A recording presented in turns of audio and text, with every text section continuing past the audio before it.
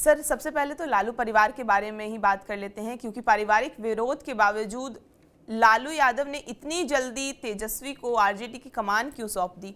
क्योंकि जिस तरह से वहाँ पे तेजस्वी यादव को रविवार को राष्ट्रीय जनता दल का कार्यकारी अध्यक्ष चुना गया, राष्ट्रीय कार्यकारिणी की बैठक में ये फैसला लिया गया और सर्वसम्मति से ये मोहर लगी। इसके बाद तमाम तरह के रोहिणी आचार्य का ट्वीट आया और रोहिणी आचार्य लगातार कई तरह के आरोप लगा रही हैं और वो कह रही हैं कि राष्ट्रीय कार्यकारिणी की बैठक में जिस तरह से तेजस्वी यादव को अध्यक्ष बनाने, कार्यकारी अध्यक्ष बनाने का प्रस्ताव लाया गया है, तो रोहिणी आचार्य का कहना है कि लालूवाद की रक्षा और पार्टी यानी आरजेडी की मौजूदा बदहाली के लिए जिम्मेदार लोगों पर उन्होंने सवाल खड़े किए हैं और ये कहा है कि तेजस्वी को आखिर क्यों या बधाई, जिस तरह से उन्होंने कहा कि कठपुतली की तरह, उन्होंने कठपुतली शब्द का भी इस्तेमाल किया है। तो उसके अलावा हमने देखा कि तेज प्रताप यादव का भी बयान आया है। तो इस पूरे विवाद को आप कैसे देख रहे हैं?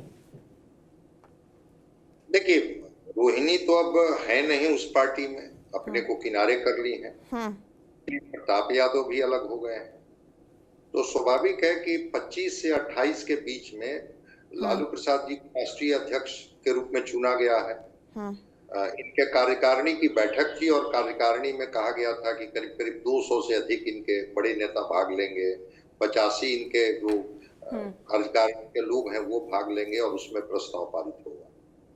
तो तेजस्वी जी कहीं ना कहीं से लालू प्रसाद जी के ऊपर एक प्रभाव तो जरूर रखते हैं, जिसकी वजह से लालू प्रसाद जी स्वास्थ्य कारणों से कह लें, जो कारण कह लें, तेजस्वी जी को प्रमोट कर रहे हैं। चुनाव परिणाम आने के बाद ये पहली बैठक थी और लालू प्रसाद अब फिजिकली उतने एक्टिव नहीं है, तो राष्ट्रीय अध्यक्ष के तौर पर तो लालू प्रसाद जी रहेंगे ही जब 25 से 28 के बीच में चुना गया, लेकिन एक्टिंग प्रेसिडेंट के रूप में उन्होंने तेजस्वी जी को ये जिम्मेवारी सौंप दी। ऐसे भी दिल्ली के रामलीला मैदान में भी जब ये हुआ था तो उस समय उन्होंने कहा था कि हमारे बाद सारे फैसले आरजेडी में लेने के लिए तेजस्वी जी स्वतंत्र हैं। एक तरह से तेजस्वी जी को उन्होंने ग्रीन सिग्नल दे ही दिया था। टिकट बंटवारे में भी कहा जाता है, जो सरफेस पर खबरें हैं, कि लालू प्रसाद जी की नहीं चली, तेजस्वी जी ने जिनको चाहा आरजेडी में उन्हीं को टिकट मिला। वो 3 बजे भोर में टिकट मिला या 2 बजे रात में टिकट मिला, लेकिन टिकट का बंटवारा भी तेजस्वी जी ने किया।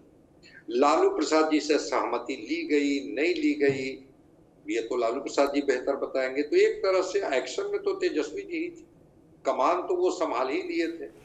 एक जो फॉर्मेलिटी है वो फॉर्मेलिटी धीरे धीरे पूरी की जा रही है। लालू प्रसाद जी सिंबॉलिक तौर पर राष्ट्रीय अध्यक्ष के तौर पर अभी भी बने हुए हैं। तेजस्वी जी हवाला भी उन्हीं का देते हैं। जब तेज प्रताप जी को पार्टी से निकाला गया था तो पार्टी और परिवार से दोनों निकालने से उनकी छुट्टी की गई थी। उस समय भी तेजस्वी जी ने कहा था कि यह राष्ट्रीय अध्यक्ष का फैसला है, किनको पार्टी से निकालेंगे, किनको रखेंगे पार्टी में। लेकिन लालू प्रसाद क्या अब इतने स्वस्थ हैं कि वो हर फैसले लेने के लिए वो स्वतंत्र हैं? कहीं ना कहीं से तेजस्वी जी के ऊपर दबाव रहता है और यही कारण है कि चुनाव के क्रम में भी आपने देखा होगा कि लालू प्रसाद के पास कैमरे कम जाते थे, तेजस्वी जी का इंटरव्यू ज्यादा होता था कि अब तो राजनीति में सब कुछ तेजस्वी जी ही फैसला ले रहे हैं, तो तेजस्वी जी के ही बयान को अधिकृत माना जाए। लालू प्रसाद जी से तो मुलाकात ही नहीं होती थी, भेंट ही नहीं होती थी, तो फैसले ले ही रहे थे तेजस्वी जी। एक दबाव बना होगा, मीसा भारती उनके साथ खड़ी हैं। लालू प्रसाद जी नहीं चाहते हैं कि तेजस्वी को अगर जिम्मेवारी नहीं देंगे तो हो सकता है कि पार्टी में कोई टूट फूट हो, हालांकि बगावती तेवर भी दिखे। भाई वीरेंद्र ने उसी बैठक में सवाल उठा दिया कि कैसे एक व्यक्ति 3-3 जिला को तय करता है और पार्टी के जो समर्पित विधायक, समर्पित जो लोग हैं, उनको कैसे किनारे कर दिया जाता है, ये सवाल उठाए गए। लेकिन मैं मानता हूं कि तेजस्वी जी का प्रभाव है लालू प्रसाद जी पर, और लालू प्रसाद जी ने देखा कि जब हम फिजिकली इतने एक्टिव नहीं है तो क्यों ना एक्टिंग प्रेसिडेंट की जिम्मेवारी अपने पुत्र जो हैं तेजस्वी जी को दे दें। और कोई राजनेता जल्दीबाजी में निर्णय नहीं लेता है, जल्दबाजी में उनसे निर्णय करा लिया जाता है। कभी कभी निर्णय लोग करते हैं, कभी उनसे निर्णय करा लिया जाता है। हो सकता है कि वो तो पहले भी कुछ मीटिंग हुई थी जिसमें तेजस्वी जी ने नाराजगी व्यक्त की थी। फिर हुआ कि नहीं नहीं, आप चुनाव के बाद की आप ही पार्टी को देखेंगे, आप ही पार्टी को संभालेंगे, विपक्ष के नेता आप ही बनेंगे, और फिर तेजस्वी जी को विपक्ष का। तो लालू प्रसाद जी की उम्मीद तो तेजस्वी है ही ना। वो तो मुख्यमंत्री बनाना चाहते थे। मोतिहारी की सभा में, नालंदा की सभा में लालू प्रसाद जी कहते थे कि कोई माइका लाल तेजस्वी जी को मुख्यमंत्री बनने से नहीं रोक सकता। जो लालू प्रसाद इतनी बात बोल रहे हैं, वो लालू प्रसाद पावर ट्रांसफर करने में कितना देर करेंगे। तो तेजस्वी जी से एक उम्मीद उनको है, और उन्होंने एक्टिंग प्रेसिडेंट बना करके अपने आरजेडी के जो वर्कर्स हैं उनको उन्होंने मैसेज दिया है कि धीरे धीरे ये जिम्मेवारी तेजस्वी जी को ही दी जाएगी। हाँ, रोहिणी जी का बयान जो आ रहा है, ट्वीट जो उन्होंने की है, वो बड़ा सार्केस्टिक अंदाज है। वो व्यंग्यात्मक अंदाज में, तंज और व्यंग के अंदाज में है, जिस पर तेज प्रताप जी ने मुहर लगाई। कही कि हाँ ठीक है, वो रोहिणी कह रही हैं तो सही ही कह रही हैं। उनका मैं एक बार वो एक्स पे जो उन्होंने पोस्ट किया है, ये भी उन्होंने लिखा है कि गिरोहे घुसपैठ को उनके हाथों की कठपुतली बने शहजादा की ताजपोशी मुबारक।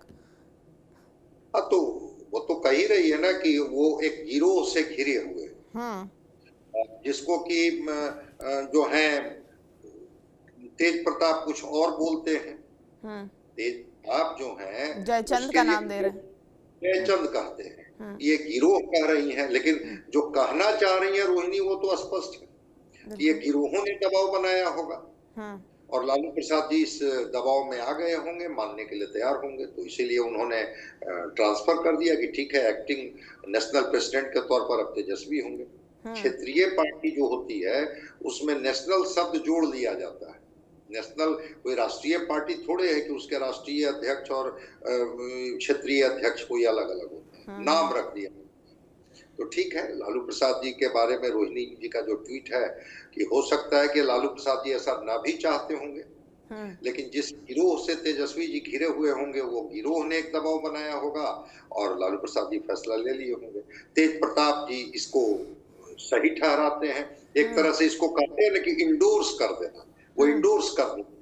यहाँ रोहिणी जो कह रही है वो तो सही कह